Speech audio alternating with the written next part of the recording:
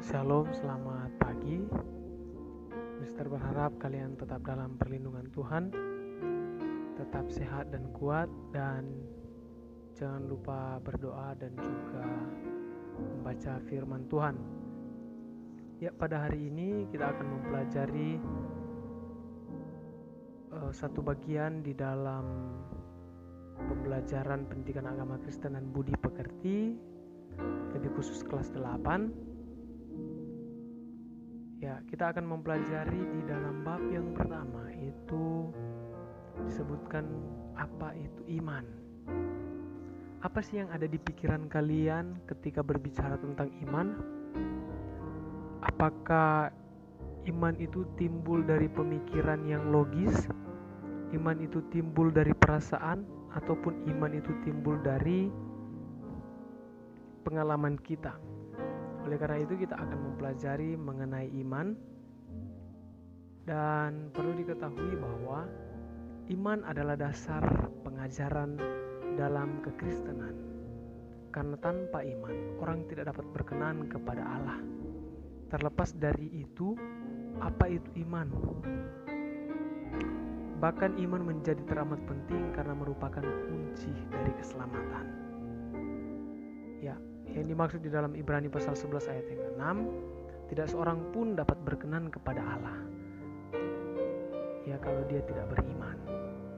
Bahkan ketika dia beriman, dia berpaling sepenuhnya kepada Allah di dalam Yesus Kristus. Iman merupakan kunci keselamatan, jelas ditulis dalam Efesus pasal yang kedua ayat 8 dan 9 berkata, sebab karena kasih karunia kamu telah diselamatkan oleh iman. Itu bukan hasil usahamu, tetapi pemberian Allah. Itu bukan hasil pekerjaanmu. Jangan ada orang yang memegahkan diri. Oleh karena itu, iman menjadi begitu amat penting di dalam kehidupan orang yang percaya, dan kita harus benar-benar memahami apa itu iman. Iya, selanjutnya kita akan lihat iman di dalam Perjanjian Lama itu disebut dengan kata imunah. Itu yang pertama, artinya kesetiaan. Ini dipakai di dalam kitab Habakuk pasal 2 ayat yang keempat. Ya, selanjutnya diterjemahkan dengan kata kal, yang berarti menjadi teguh, mapan, setia, dianggap benar atau percaya. Selanjutnya diterjemahkan di dalam kata aman, yang berarti memegang teguh janji. Terus diterjemahkan dalam kata batak, digunakan dengan kata bet, menjadi bet batak, yang artinya percaya kepada atau bersandar kepada. Yang terakhir di dalam bahasa Ibrani diterjemahkan dengan ehasa, artinya menyembunyikan diri atau mencari perlindungan kepada orang yang dipercaya. Perlu diketahui bahwa iman di dalam Perjanjian Lama tidak menekankan aspek pengetahuan atau pemahaman, tetapi lebih menekankan kepada keyakinan dan perasaan atau bersifat rasa percaya.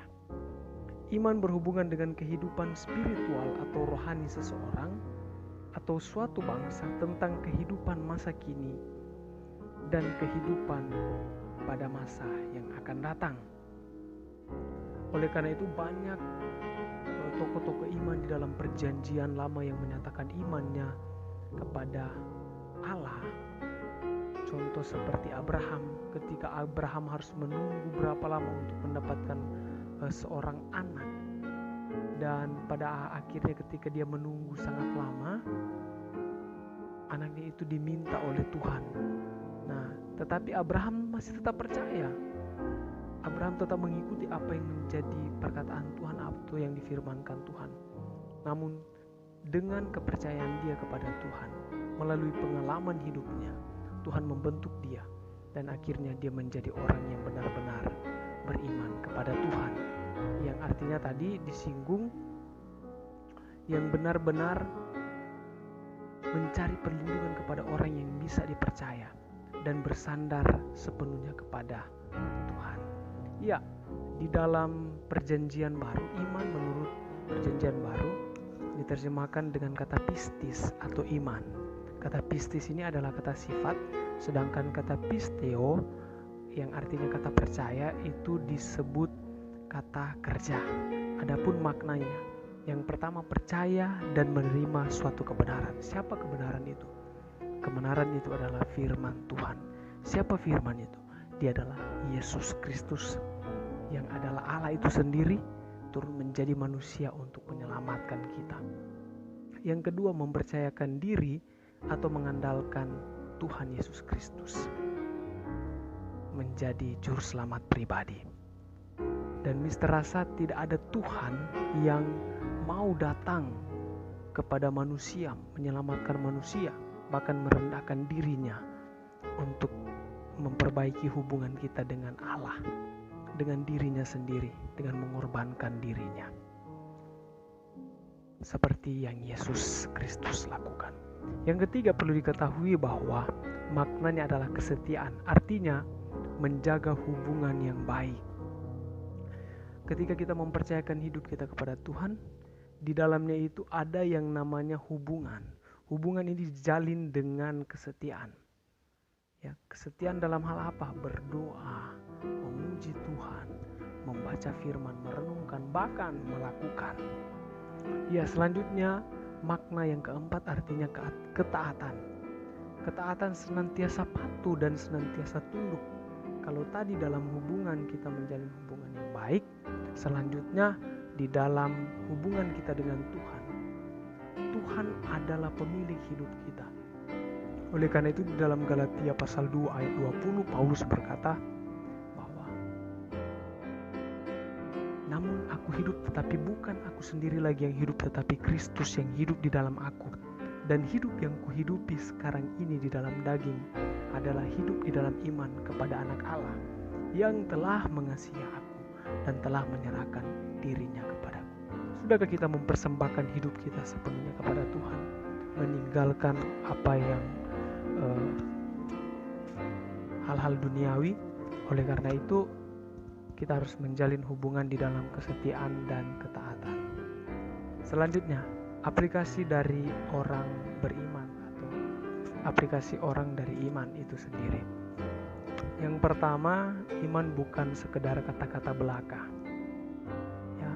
Yang kedua, iman adalah bukti kita mempercayakan hidup kepada Tuhan Yesus Kristus, baik secara hidup jasmani, kebutuhan kita sehari-hari, keluarga, ekonomi, dan juga sekolah, tetapi hidup kedepannya atau hidup kekal setelah kita meninggal nanti. Yang ketiga, iman memiliki wujud nyata di dalam apa? Di dalam perbuatan dan juga kasih.